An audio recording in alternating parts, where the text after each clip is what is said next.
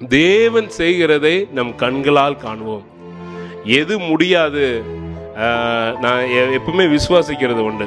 அதாவது ஆண்டவர் நம்முடைய வாழ்க்கையில் கிரியை செய்யும் பொழுது அது எப்படி இருக்கும் அப்படின்னா, இதை ஒரு நார்மலாக ஒருத்தங்க நம்ம ஒரு கடைக்கு போகிறோம், ஒரு திங்ஸை வாங்க முடியும் அப்படிங்கிறது வந்து நார்மலான ஒரு திங். ஆனால் ஒன்றுமே இல்லாமல் ஒரு இடத்துல போய் நீங்கள் அதை வாங்கணும் அப்படின்னா அது ஒரு மிராக்கிள். அந்த மாதிரி இடத்துல தான் ஆண்டவர் என்ன பண்ணுவார், மிராக்கிள் செய்வார். Nobody can define God. அதாவது ஆண்டவர் இப்படி தான், இதை தான் செய்வார், இப்படி தான் செய்வார். Nobody can define.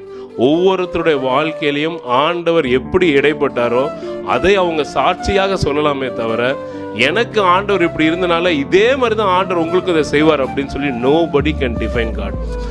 God has his own way to do things for you. ஒவ்வொருத்தருக்கும் ஆண்டவர் ஒவ்வொரு விதமாக காரியங்களை செய்ய அவர் வல்லவராக